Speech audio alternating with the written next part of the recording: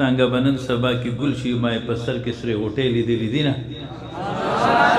ان شاء الله چې اوس وخت بعد بیا د دوی دستربندي نوم که خیر ان شاء الله على الجهاد ما بقينا أبدا أما بعد فأعوذ بالله من الشيطان الرجيم بسم الله الرحمن الرحيم الله خالق كل شيء وقال الله تبارك وتعالى في مقام آخر كل من عليها فان وقال الله تبارك وتعالى في مقام آخر إن هذا القرآن يهدي للتي هي أقوم وقال الله تبارك وتعالى في مقام آخر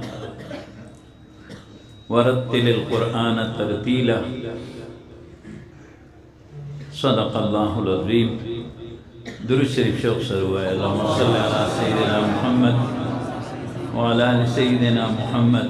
وبارك وسلم اللهم صل على سيدنا محمد وعلى آل سيدنا محمد وبارك وسلم اللهم صل على سيدنا محمد وعلى آل سيدنا محمد وبارك وسلم انتہائی محترم علماء کرام و طلباء اعظام حفاظ کرام مجاہدین ذی مقام او زمان استاد محترم و زمان مربی استاد العلماء استاد المفسرین والمحدثین شیخ الحدیث حضرت اقدس مولانا اسد علی خان صاحب رحمہ اللہ داغی برخورداران داغی بی بی مبارکہ دمنگا روحانی والدہ محترمہ اللہ علیہ صحت ورکی داغی طول خاندان و بیا داغی دلتا سونا مقتدیان دی شاگردان دی اللہ طول تجزای خیر نصیب وګرځو لیکا ډیر لوی د خوشاله موقع ده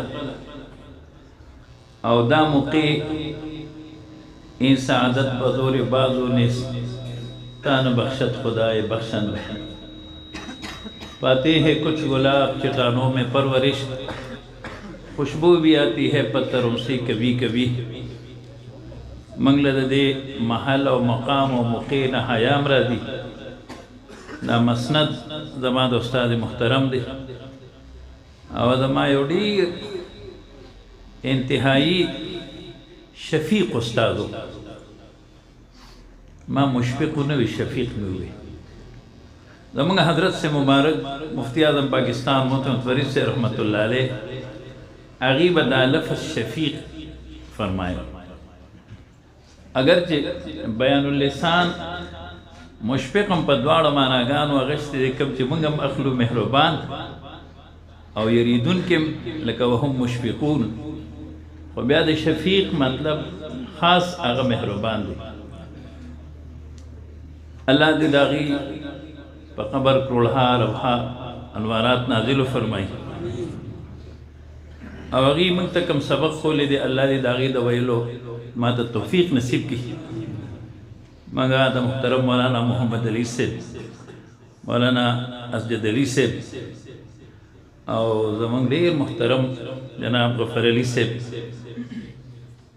چې موږ سره په حرکت المجاهدین کې ډیر زیات خدمات دي الله دې د ټولو جزای خیر نصیب کړي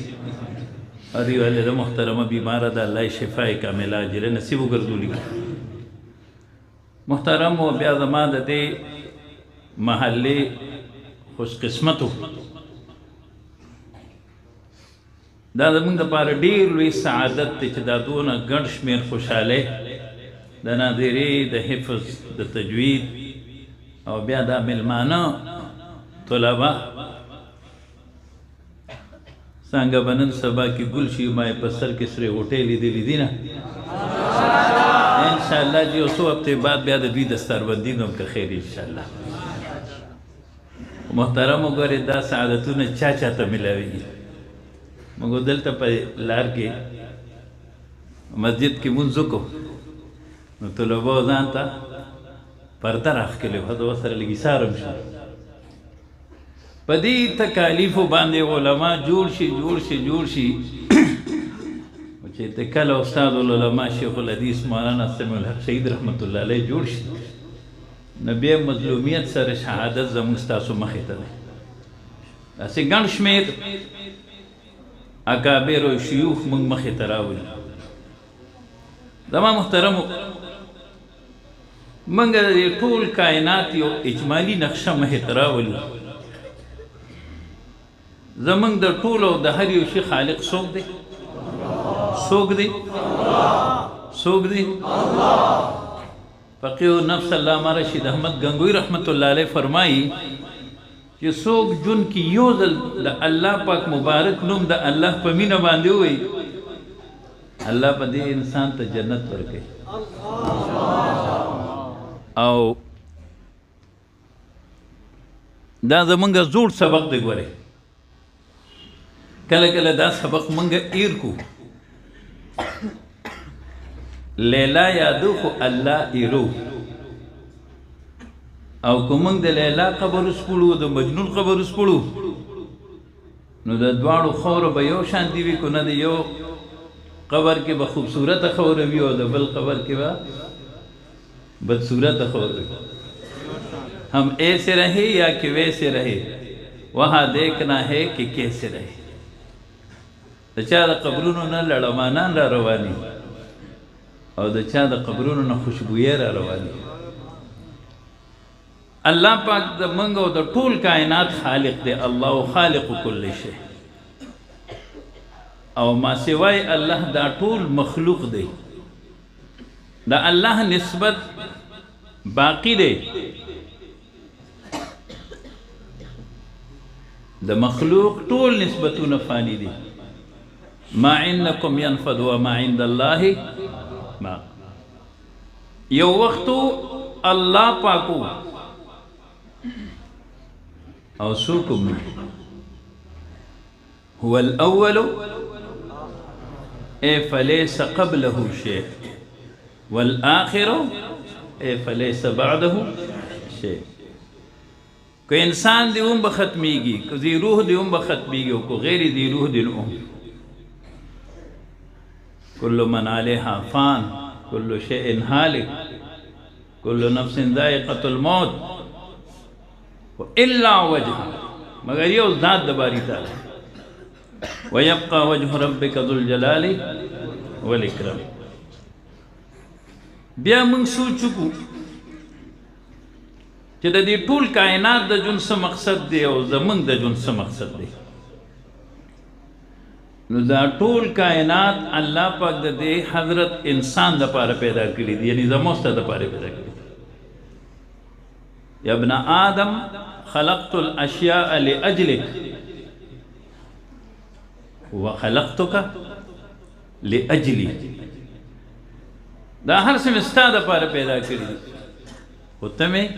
د خپل عبادت لپاره د دې وجه نه سونا ما سوای انسان مخلوقات دي دا د انسان د خدمت لپاره پیدا دي انما الدنيا خلقت لكم وانتم خلقتم للآخرة دغه یو سوال را دي په مخکینو نافرمان قومونو بچ کله عذاب راغی لکه د نوح علیہ السلام قوم د هود علیہ السلام د صالح علیہ السلام د شعیب علیہ السلام د لوط علیہ السلام نو انسان سره و بعد نور شیدونه غرق شو دا غي یو وجه دا و چې دا ټول ارس د انسان لپاره او چې سر لاړ نو د ټوپې ضرورت پاتې نشو خود رسول الله مبارک په امت با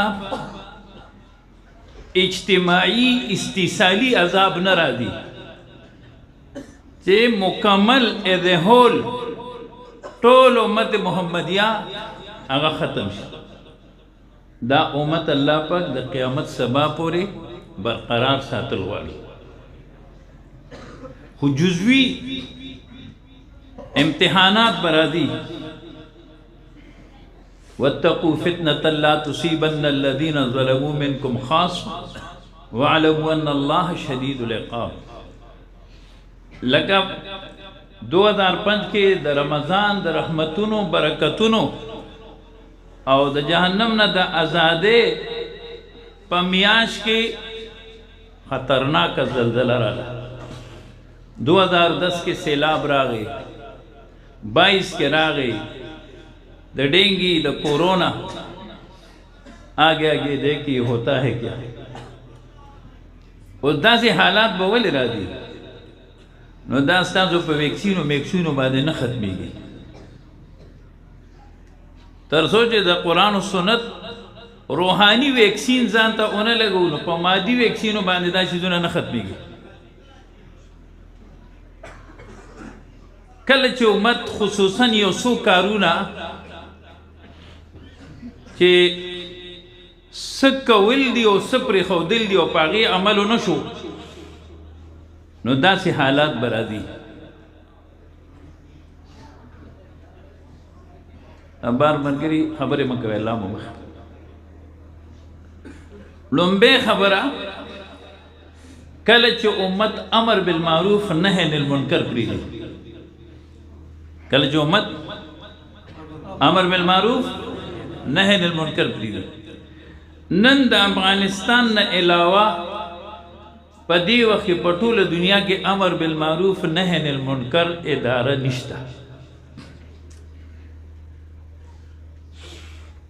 علماء سوی تبلیغ والا سوی په هر ملک کې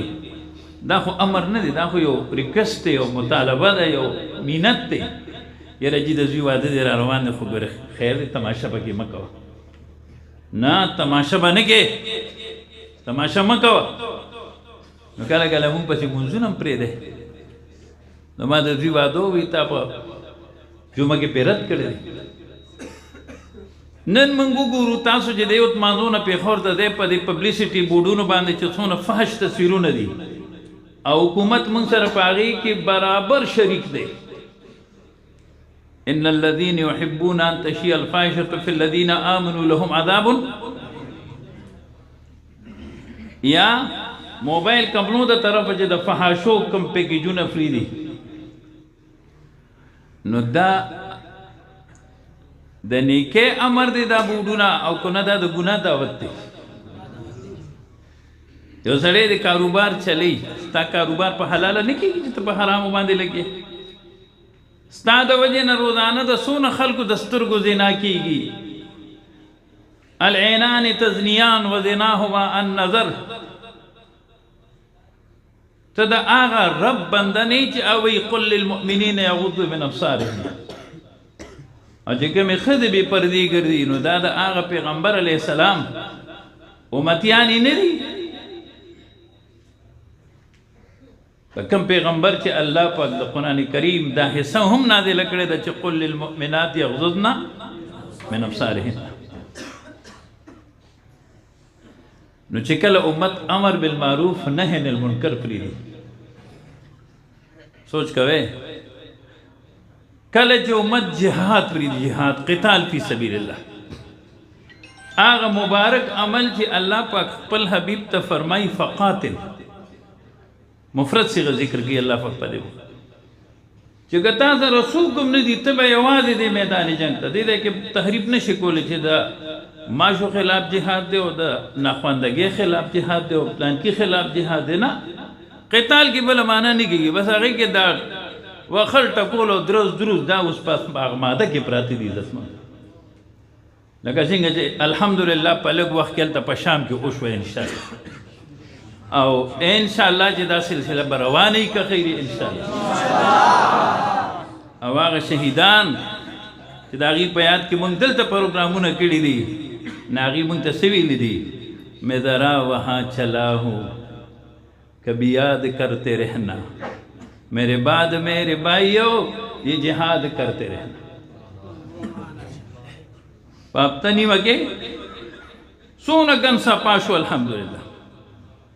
ویلو سنی باغیان دی نو اغا مخکینی امن پسندو ایو یو لاک مسلمانان سنیان صحیح والعقیدہ جی بے پیو یو قبر کے اجتماعی طور باندې شیدان کول او جمع کول به او دا تاریخ وګوره د 1900 80 نه د بشار الاسد پلار حافظ الاسد کوم ظلمونه شروع کړو د خپل تاریخ نه ځان واقف کو عزت مند او بیا چې د